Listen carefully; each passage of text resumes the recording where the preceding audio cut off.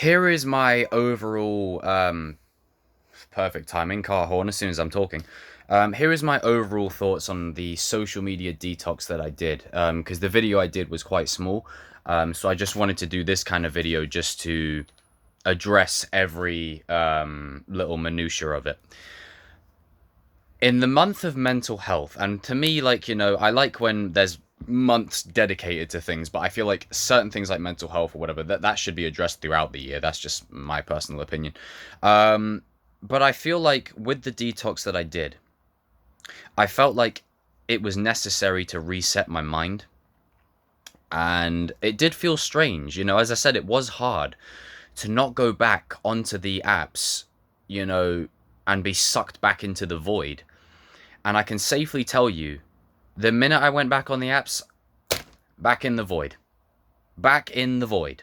And I'm genuinely considering whether social media is even essential to my life. I've cut off so many apps, I've deleted them, I've thrown so many of them in the bin. And I might keep the odd one or two, like Insta or whatever, just to keep in contact with people. But it it is strange because now that I'm back on it, a lot of the shit that I felt beforehand is back. And you see how quickly it came back? Literally, no more than a week it took me to try, like under a week roughly, it took me to try and beat all of this. The minute I go back on it, back to square one. It's crazy. So I feel like I'm in the mindset now where I'm just gonna quite literally just focus on sporadically using it. And it is tough, because there is a lot that's tied to it. As I said, it's not like I'm in an accounting firm or whatever, or in some kind of business that doesn't involve technology. The business that I'm trying to break into requires technology. And this channel also, it is a key component, in many ways. But I do feel at least that it's tough. I am strongly considering disappearing off the lot of it, but at the same time, I don't know if I fully want to commit to that. It is tough. It is tough. This is the pros and cons of both. And I know people have said, if there's more cons than there is pros, then get rid of it. And it's like, yes, true. It's a good point. But I feel like, as I said, social media isn't going anywhere. It's here to stay. And what we have to do is adapt and evolve with it. And I think, again, I've said it 1,000 times, I think we weren't ready for it. I think social media just came out of nowhere with like Instagram in its early days and Facebook. And then, like, I think Facebook was first, wasn't it? And then everything just started coming afterwards. I think, TikTok's now the new thing. It was Vine before that. It's crazy to me. It's crazy. That we get so much fulfillment now over these things. They're not even phones, if we're being honest. They're pocket computers. They're literally just to keep like a mouse away from being a computer. And it's all about, some people, they can use these things and, not be fazed by it. That, I have full admiration for you if that's you. But I think I can speak for myself and about 80% of people when I say that we just weren't ready for it. If I have to be completely transparent, we were not ready for social media. It just came and we weren't, sure what it was at the time. We just kind of went with it. And now we're in this space of where I think Stephen Bartlett, I think that's it. I think I pronounced his name right. I think I probably might have butchered that.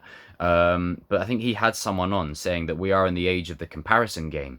And this is what I was talking about the other day, is the age of the comparison. We're comparing ourselves to other people constantly. And that can affect your decisions. It can affect the choices you make. Sometimes for the better, because you look at someone and you think, man, I'm inspired by that. I want to get my shit on and get back to work, Sometimes it can be for the better, but then other times you look at the highlights, because that's what it is. It's a highlight reel. You don't see the negative shit. You don't see the bad days. You don't see where they failed. You rarely see where they fuck up. Because again, it's a highlight reel. No one wants to feel vulnerable in that position, especially on the internet where, the judgment level is literally here. And the thing is, with that, is yes, people will judge you, but at the end of the day, they'll be judging themselves constantly anyway. And I feel like we are our own worst critics. It's been such an experience revolving around social media and just being off of it for that time. I guess you could say I really sort of understood a few things. And I don't know where I go from here personally.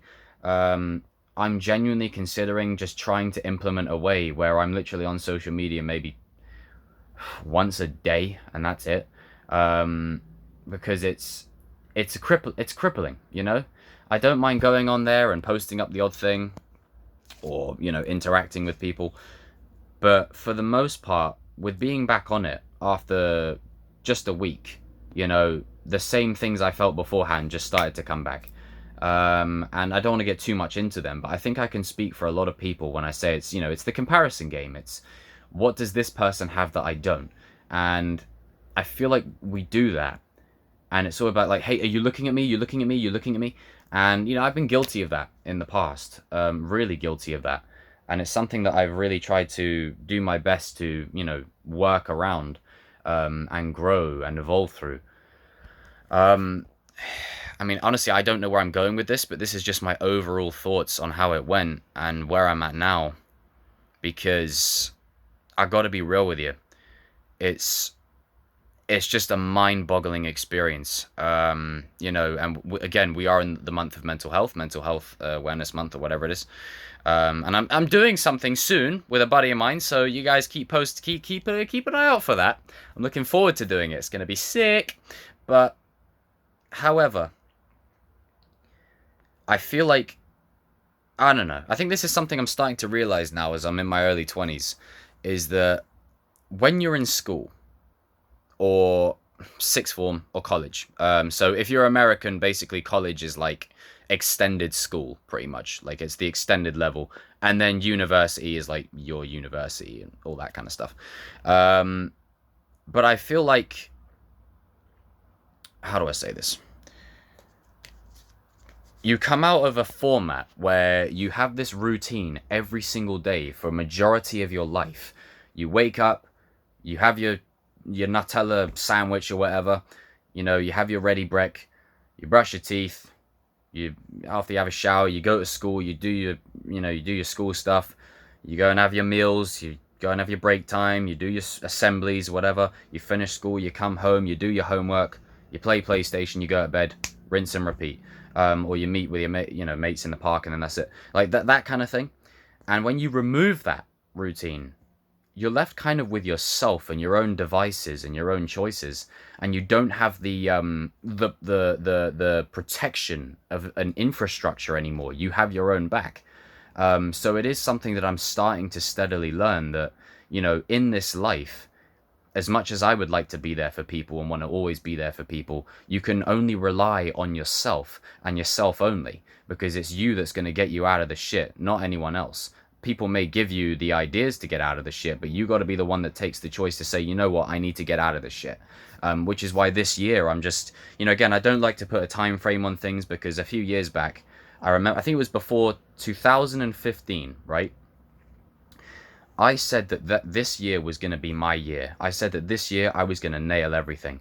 Was one of the hardest years I have ever had in my life. That year broke me to my core, right? And I don't know whether I jinxed it before I started it, but I was so built up to the fact that, yes, 2015 is going to be my year. It was around late 2014, 2015, around that time. And I went through so much in that year that it tested my character completely. And obviously, looking back, I'm proud of myself for getting through it. But, when you say it's going to be your time and then all that happens, like, like it's a slippery slope, which is why I don't like to put time frames on things. And then 2016 happened, and that was a better year. And then 2017 happened, and I was on my own. I was out of college at that point, and I got into work, and I started learning about people and life. So if anything, the last few years, while they haven't been exactly great in terms of career, it's taught me a lot about life, about people, about, connections, about career, just life, living. And I feel like I can just go only even further than that, just to constantly grow. So again, that's why I don't like to say, oh, this is my year. But you know what I mean? I feel like I have a good feeling about these next few months. As I said, back in October, that was literally, October 2018 is when I started this channel, when Venom first released, with my buddies, and we were just talking trash about, stuff and making jokes. We're having a laugh about Venom and all that. It was crazy how it started with that. And fast forward to 2019, 2020, 2021, almost like 2 years later, after I'd had a 6 month break, I did a video on Robbie's arc in season 3, and that literally was the catalyst for everything now. Since then, I've been uploading at least 3 times a week minimum, streaming at least once a week, with gaming streams in between. The channel has just constantly continued to grow, and we're now at 5,200. We are inbound to 6K, and I can't wait, and I cannot thank you all enough. If you've stuck through this long diatribe that I'm giving. And it's crazy because that was the turning point for me. That was when I started to find my mojo again. Hard work has never been my problem. It's just about motivating myself to do it. Once I get started, I won't stop. It's getting started that's the issue. And I'm getting back into pursuing the career that I actually want to do for a living. And I'm looking forward to that. I'm nervous to get back in. I'm nervous to kind of just go back into that field. And I start something in a couple of months, which is going to be interesting. It's going to, it's going to be nerve-wracking for me because I haven't done it in so long. I've been so out of the loop. But I'm looking forward to it in a way. So as nervous as I am, I'm excited. I'm going to enjoy it, and I can't wait. But I feel like social media in that time has literally been the least important aspect of it, of me turning everything around. I found the group I'm going to join on Google. YouTube is YouTube. I got that from Cobra Kai, so the video idea came from Cobra Kai. So it's not like I needed social media for that. And I know this has kind of gone a bit off on a tangent here, but it's all connected. It's all connected. And again, the last 4 years have been so just through trial and error, of things I've learned, things I've experienced, and things I'm starting to still learn, and we can only go further from here. But it is interesting, the road of the individual, and we've all got our own individual story. We've all got our own individual journey. And, it showed me that the grass isn't always greener. For a long time, I thought, what would it be like to be a YouTuber? And I'm not even a full-time YouTuber. I just do videos here and there. So I can't imagine what it's like to be a full-time YouTuber. Because if I have to be real with you guys, it is a lonely experience. It's not all sunshine and daisies. Like, it's great, and I wouldn't give it up now for anything. Like, I'm so happy that I've got it, and that I have a community of people, and that you guys are always there, and we're always having a laugh. Chosen Vader Karate, that's the dojo. But it is a very lonely thing. It does require a lot of self-motivation to do it. And this is the thing about time, is for a good, until that Robbie video, for a good 2 years, I had subscribers and I had people who, knew my content. Some of them are still here on the channel to this day, and I'm eternally grateful for that, because you guys are the OGs. But for a long time, it was like I was just constantly just trying and trying and trying and trying and trying and not getting anywhere. I spent so long trying to make something work. And then eventually I just took a 6 month break. I said, look, I need a break from this. I need to go back to the drawing board and work shit out. And I didn't even do that. I just took a break, and I just came back when I felt like the time was right. So that does play into it as well, that timing is everything. It's not always about, I need to get it done now, I need to get it done now. It's about picking the right moment. The right moment. Because the right moment can make or break anything, And I feel like, when I left college a couple of years ago, I feel like if I'd have just gone into studies or whatever afterwards, I felt like I would have been doing it just for the sake of continuing it, and not really because I wanted to, if you know what I mean. Like, I wanted to, obviously, but just for the sake of saying, hey, I'm getting my degree, Whereas now I'm in a much more, I think, mature headspace where I can go, right, this is what I want. I'm going to commit to it. and this is why I want that degree, or this is why I want that job opportunity, or this is why I want that. You know, I'm in that kind of headspace now, so I feel better about things. And you know, still working on myself. That isn't changing. Social media doesn't really help with that.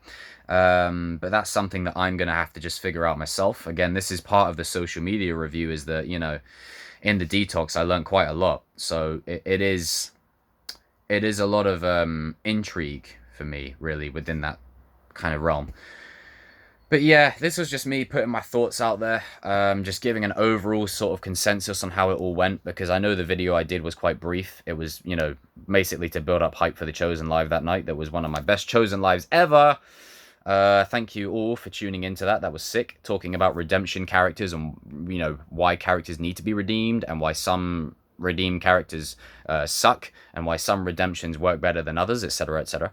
But yeah, you know, you guys and girls, you leave your comments down below.